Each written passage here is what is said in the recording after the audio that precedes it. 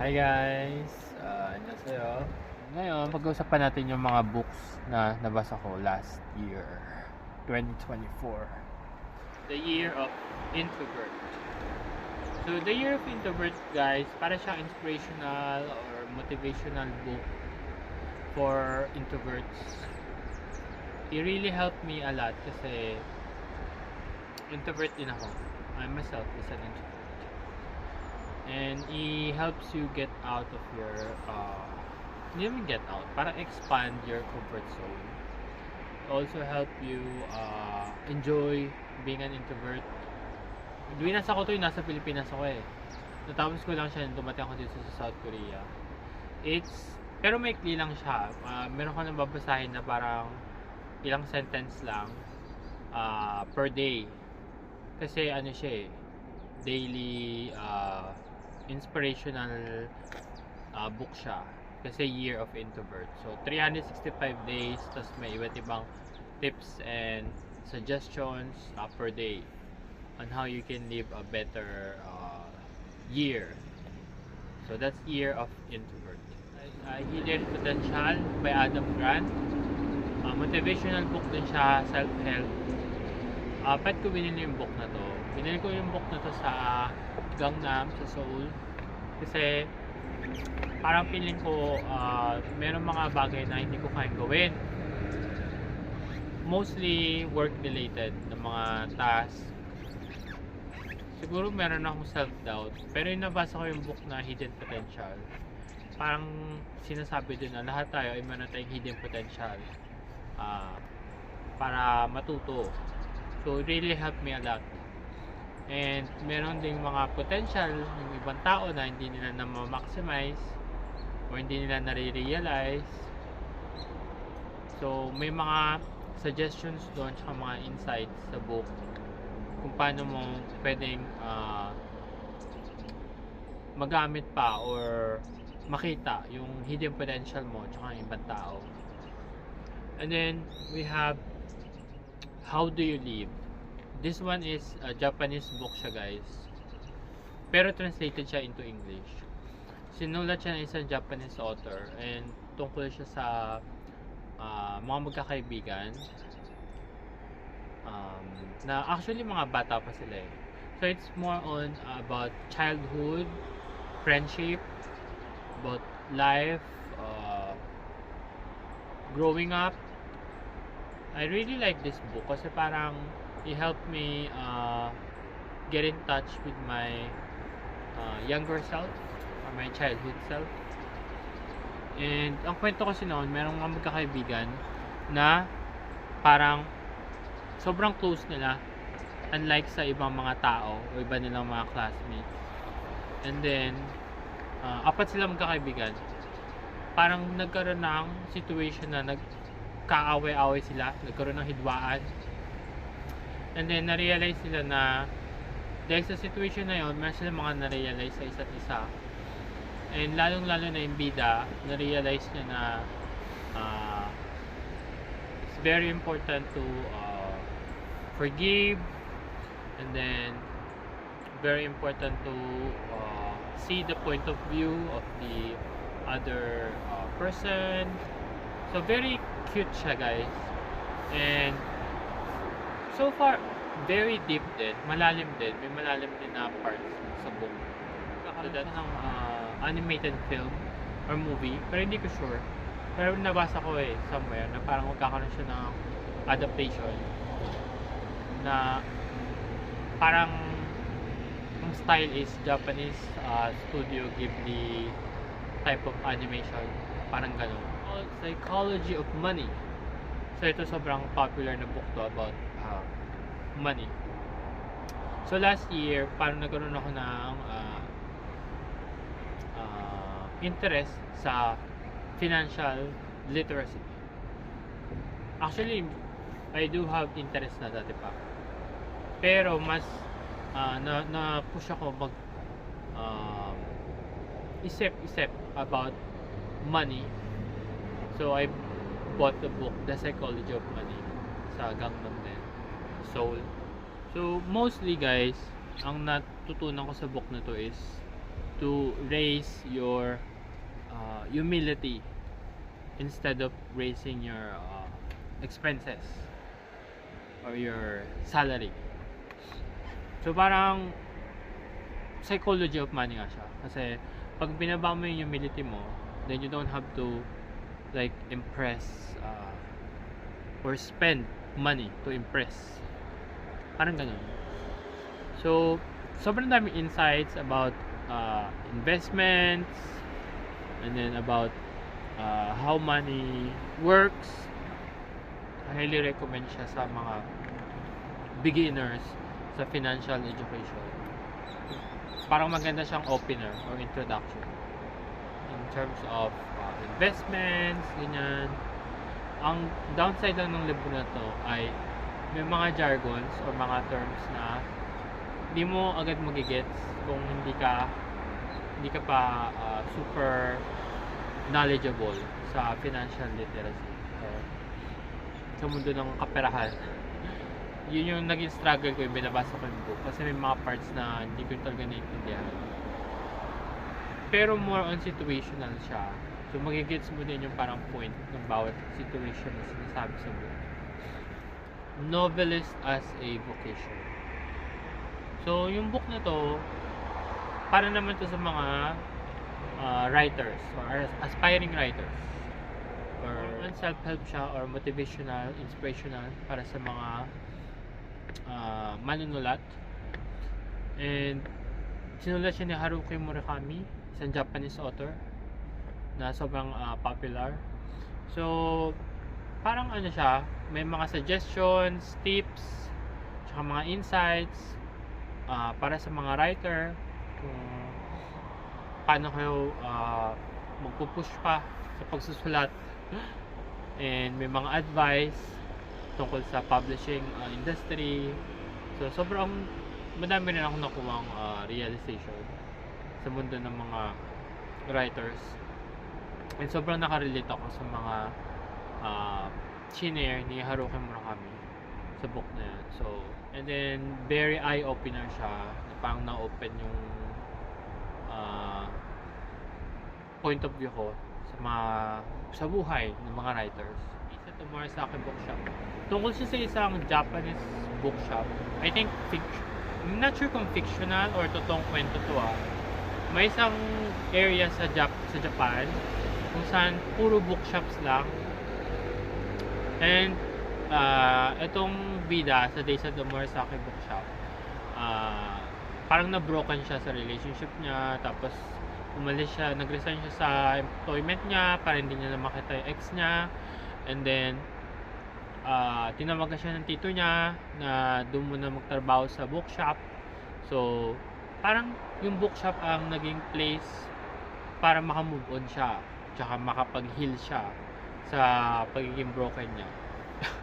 So parang nakarelate ako dun sa character dun sa Days of the Murasaki Bookshop kasi somehow parang itong South Korea parang naging place ko din para makapag-heal, makapag-move on. Pero siya, nasa bookshop siya. And nangyari is parang nabalik yung pagiging reader na. So nagbabasa siya, binasa niya ulit yung mga gusto niyang basahin dun sa bookshop, and then naka-move on siya, nakapag-heal siya, naayos yung mga relationships niya. So sobrang healing ng fiction na to. Siguro ito yung sasabi nila na healing fiction. And then very cute din ng mga cover. Yung book cover kasi ang cute kaya binili ko siya, nakita ko siya sa Soul. Glow in the Dark pa yung nakuha kong copy. And hindi ko pa nababasa yung book 2. So I'm planning to read the book 2, More Days at the Murasaki Bookshop, this year, 2025. Anxious People by Frederick Backman. So si Frederick Backman, nabasa ko na yung unang book na nabasa ko sa kanya ay A Man Called Ove, which is maganda. Na-impress naman ako sa kwento na yun. Very heartwarming. Ay doon namang Anxious People, parang medyo comedy siya na medyo may pagkamalalim din. Ito naman, hindi ko siya binili hinaram ko lang to sa library sa Guangzhou Library. Tungkol to sa isang um, hostage takeover sa isang apartment. So may maraming characters dito sa book na to. Iba-ibang point of view yung writing style niya. So parang mapupunta ka sa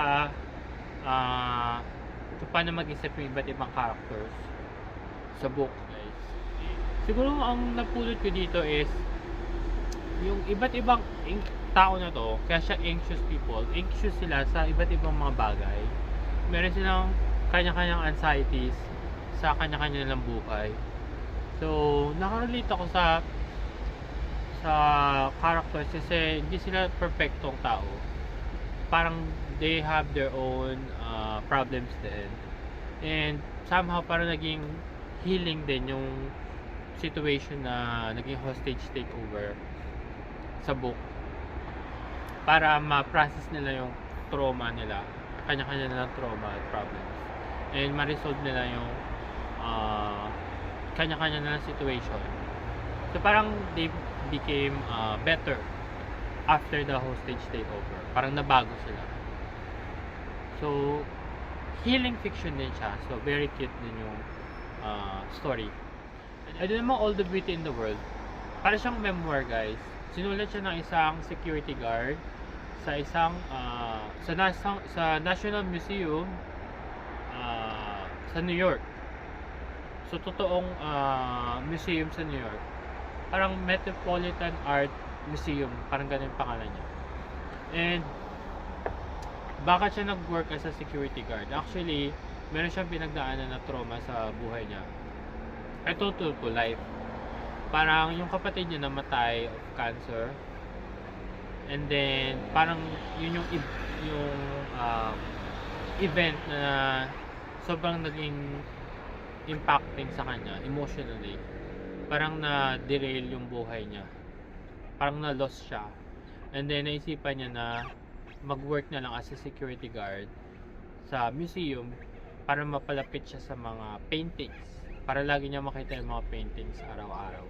Parang i-gives comfort sa kanya yung mga art na nakikita niya araw-araw. So, kinuwento niya yung buhay niya doon as a security guard for many years. Hanggang sa mag-resign siya kasi parang naisip niya na naka-move on na siya, and then meron na siyang direction sa buhay niya. So parang yung museum is naging place rin para sa kanya, para maka-move on siya and maka-heal siya and ma-process niya yung nangyari ng mga trauma sa buhay niya. So healing fiction din siya, pero this one is true to life and very deep din, and may mga insight about art and artists, and tungkol din siya sa life, love, and family. Welcome to Yeonam-dong Bookshop. So this book is tungkol naman siya ulit sa isang bookshop, pero dito sa South Korea. I think fictional lang siya na kwento. So ang kwento naman nito, guys, is nag-resign siya, and then parang na-burnout siya sa work. Parang naging over-fatigue na siya. Nag-decide siya mag-start na isang business, which is bookshop. Pero wala siyang kaalam-alam kung paano talaga magpatakbo na isang bookshop. So nakakatuwa yung book na to kasi may mga insights siya kung paano siya nag-struggle na patakbuhin yung bookshop kahit bago pa lang yung bookshop, tapos wala masyadong customer, tapos may nakilala siyang barista na hinire niya para dun magkaroon ng parang coffee bookshop, and then pwedeng bumili ng kape mga tao sa bookstore niya. So may mga iba't ibang mga situation, iba't ibang mga problems na encounter niya sa pagpapatakbo niya ng bookshop. I think yung pinaka-importante dito is yung mga tao na na-meet niya, yung mga bookworms na pumunta sa bookshop niya, nakakausap niya kung paano nabago ng books, yung buhay nila. So it's more about the love of reading and about friendships, about family, love, kasi may na-meet din siyang person, special someone. Tsaka kung paano nila nabago yung isa't isa, yung mga nakilala niya sa book siya. So it's very cute yung book na to. It helped me rekindle my love for reading. Parang maibalik ko yung hilig ko sa pagbabasa. I think that's the reason why I pick up this book. Binili ko siya sa Kyobo, sa Seoul. And the next book is I Want to Die But I Wanna Eat Tteokbokki. So this one is about depression, about isang tao na nirecord niya, sinulat niya yung sessions niya with her psychiatrist. Kasi ano to, true to life. May isang South Korean girl na nagpapa-psychiatrist siya, tapos yung sessions nila sinulat niya as a book para makatulong sa mga other people na going through the same thing, like depression, loneliness, isolation. So yung mga problema niya is more on yung mga problema ng mga kababaihan dito sa society ng South Korea. So next book guys ay When Breath Becomes Air. So When Breath Becomes Air ay isang memoir. So sinulat siya ng isang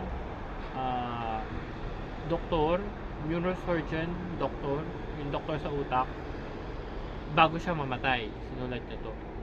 So tungkol to sa journey niya kung paano siya naging isang neurosurgeon na doctor and kung paano siya namatay sa cancer.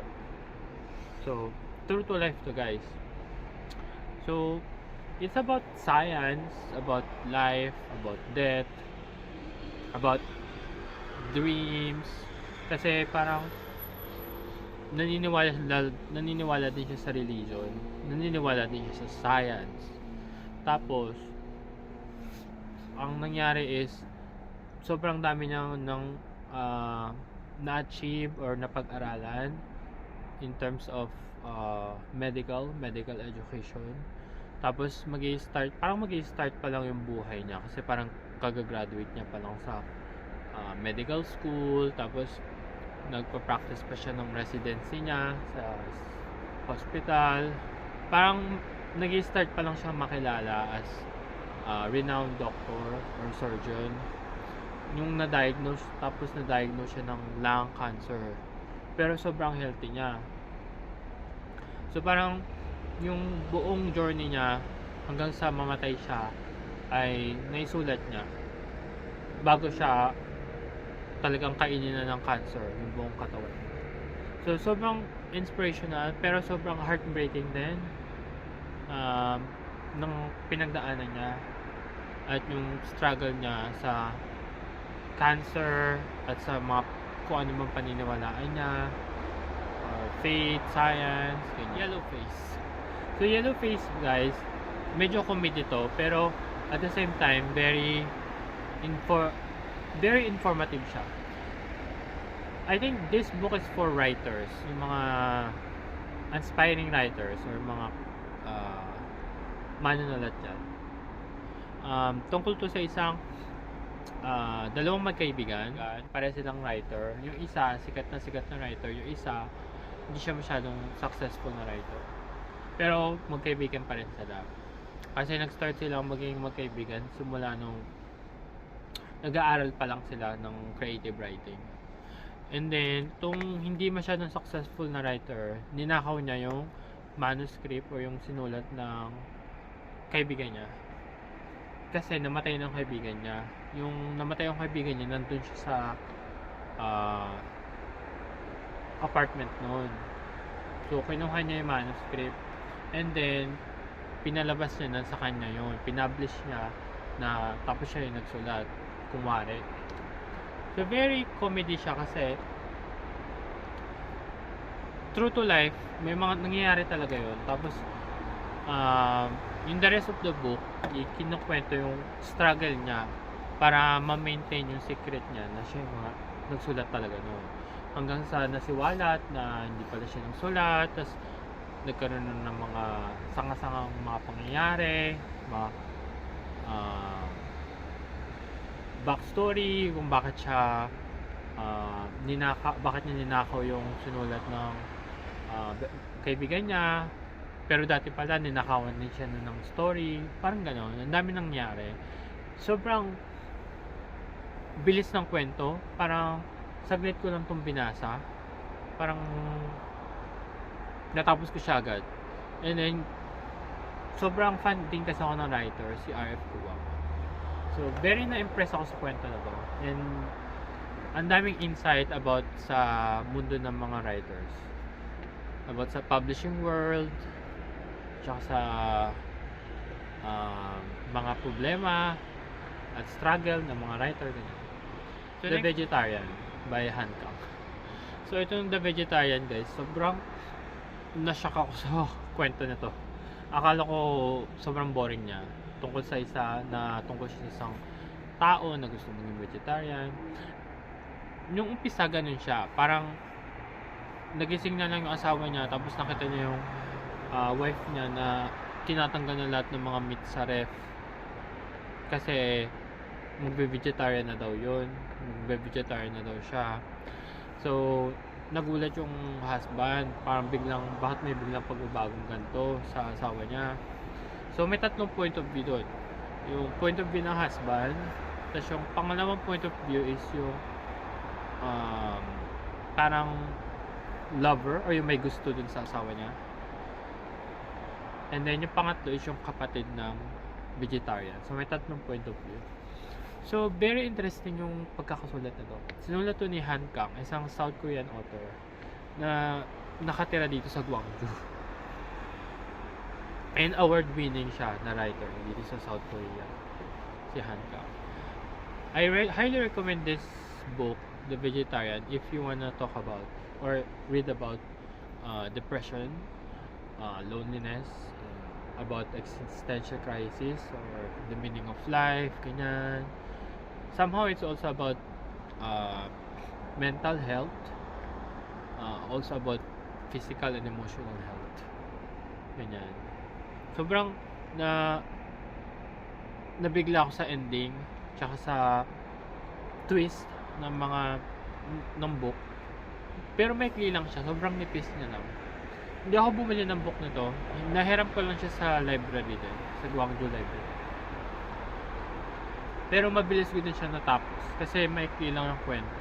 Tsaka ang bilis ng pacing ng mga pangyayari. Pero warning lang na pwede kang matrigger like mentally or emotionally, lalo na kung about depression or about suicide. Yun yung mga natakal dun sa kwento. And next book natin ay Tuesdays with Mori. So Tuesdays with Mori, classic na to, guys. This one, total opposite siya ng The Vegetarian. It's very inspiring and heartwarming. Tungkol sa isang teacher na nabago ang buhay ni Mitch Albom. Si Mitch Albom yung nagsulat ng Tuesdays with Mori. So mostly kinukwento niya yung Tuesdays niya with Mori, which is one of the professor na nagbago ng buhay niya. And ang nangyari is, itong professor na to is malapit ng mamatay, is critically ill. So ini-spend niya yung Tuesdays niya with Mori, yung professor, kaya Tuesdays with Mori. And they talk about life, love, family, friendships, relationships. So sobrang daming lessons sa iba't ibang aspeto ng buhay. That's why this is one of the classic na books. And somehow life-changing din. Yung nabasa ko yung book. And then last book natin, guys, ay 50 Self-Help Classics.